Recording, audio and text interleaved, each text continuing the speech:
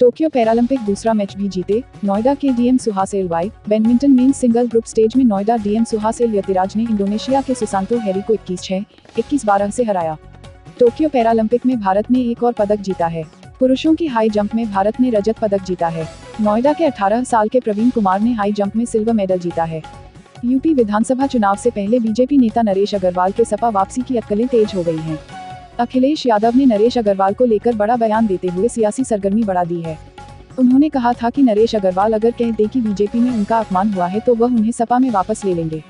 इसके साथ ही उनकी सपा में वापसी की अटकलें भी तेज हो गई हैं। यूपी में 5 सितंबर से बीजेपी शुरू करेगी प्रबुद्ध नागरिक सम्मेलन।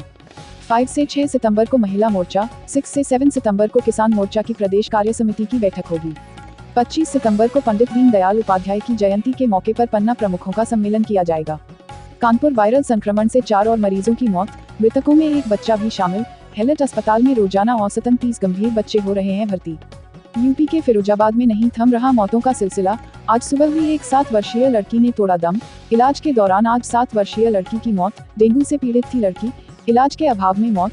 सत्यनगर टापा निवासी लड़की की हुई मौत। डेंगू वायरल से मरने वालों की संख्या 67 हुई। यूपी के ललितपुर जिले में फैला बुखार, घर घर में मरीज। मौसमी बीमारियां पसार रही पैर। एक सप्ताह में मरीजों की संख्या हुई दोगुनी। अस्पतालों में मरीजों की लगी लंबी लंबी लाइन। ओपीडी में रोजाना पहुंच रहे 2 सैकड़ा मरीज। वायरल फीवर के मरीजों की संख्या बढ़ी। प्राइवेट में इलाज कराने को मजबूर मरीज। भारत में पिछले 24 घंटों में कोरोना वायरस के 45,352 नए मामले, 34,791 मरीज रिकवर। 366 लोगों की कोरोना से मौत। 3,99,778 एक्टिव केस। अब तक 67 करोड़ 9 लाख से ज्यादा लोगों को लगी वैक्सीन। प्रयागराज कोरोना की संभावित थर्ड वेव से निपटने के लिए बनाए गए पीडियाट्रिक आईसीयू की क्षमता बढ़ाने के सीएम योगी ने दिए आदेश। पीकू वार्डों की क्षमता 12 बेड से लेकर 50 बेड तक बढ़ाए जाने की तैयारी। कोरोना वायरस बीमारी महामारी के कारण भारत में फंसे विदेशी नागरिकों के लिए भारतीय वीजा या रहने की अवधि 30 सितंबर तक वैध मानी जाएगी। कई विदेशी जो मार्च 2020 से पहले विभिन्न प्रकार के वीजा पर भारत में थे, कोविड-19 के मद्देनजर उड़ानों पर लगाए गए प्रतिबंधों के कारण देश में फंस गए।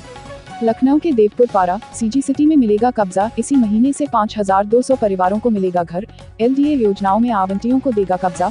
1520 आवास के लिए 3 टावर हो रहे तैयार। 435 फ्लैट देवपुरा पारा, 800 फ्लैट सीजी सिटी में। बसंत कुंज शारदा नगर में 3,960 पीएम आवास। कानपुर खाद्य विभाग के सत्यापन में हुआ बड़ा खुलासा। 705 लखपति किसान सस्ते राशन का ले रहे थे लाभ। बिल्हौर, निर्वल, सदर में सबसे ज्यादा मामले। लखपति किसानों के राशन कार्ड होंगे निरस्त। अयोध्या में रामलीला का दूसरा संस्करण होने जा रहा है। अयोध्या में 6 से 15 अक्टूबर तक सरयू किनारे लक्ष्मण किला में होने जा रही इस रामलीला में विशेष आकर्षण भोजपुरी फिल्मों के 2 सुपरस्टार और दिल्ली व उत्तर प्रदेश की राजनीति में जगह बना चुके रवि किशन व मनोज तिवारी होंगे। इस रामलीला में फिल्मों व थिएटर के और भी दिग्गज कलाकार दिखाई देंगे। सज्जन कुमार को सुप्रीम कोर्ट से बड़ा झटका। मेडिकल ग्राउंड पर जमानत देने से कोर्ट का इनकार। 1984 सिख विरोधी हिंसा मामले में उम्र कैद की सजा। बाराबंकी में बेटे की नौकरी के लिए दिए गए रुपए मांगने को लेकर एक महिला की भाजपा मंडल अध्यक्ष उत्तम वर्मा से कहासुनी हो गई। इसके बाद पीड़ित महिला ने हाईवे पर उनसे हाथापाई भी की। लोनी कटरा थाना के ग्राम रुकनापुर की प्यारा पत्नी रामखेलावन का आरोप है कि करीब 2 वर्ष पहले अपने पुत्र मुकेश कुमार को एक स्कूल में नौकरी दिलाने के नाम पर उन्होंने भाजपा मंडल अध्यक्ष उत्तम वर्मा को 1.75 लाख रुपए दिए थे। कानपुर पुलिस कमिश्नर की बड़ी कार्रवाई। 13 सिटी बस कंडक्टरों को किया निलंबित। 14 बस चालकों को पद से हटाने के निर्देश। कोरोना नियमों का नहीं हो रहा था पालन। चालक, कंडक्टर ने नहीं लगाया था मास्क। यात्री बनकर कमिश्नर ने किया था सफर।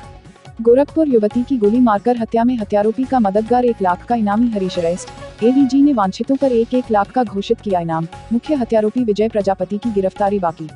बम्बई उच्च न्यायालय ने महाराष्ट्र के पूर्व गृह मंत्री अनिल देशमुख द्वारा दायर एक याचिका पर सुनवाई करने से इनकार कर दिया, जिसमें उनके खिलाफ जारी प्रवर्तन निदेशालय के समन को रद्द करने की मांग की गई थी। तूफान इडा के प्रभाव से न्यूयॉर्क शहर में जबरदस्त बारिश हुई और क्षेत्र में बाढ़ में कम से कम 41 लोगों की मौत हो गई।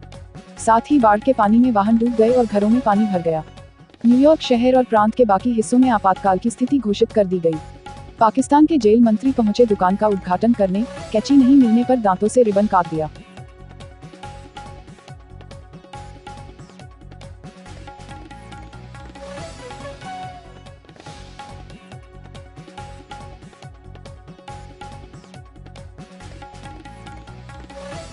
Please subscribe Aviral Times for latest news update and press the bell icon to get all the latest video update.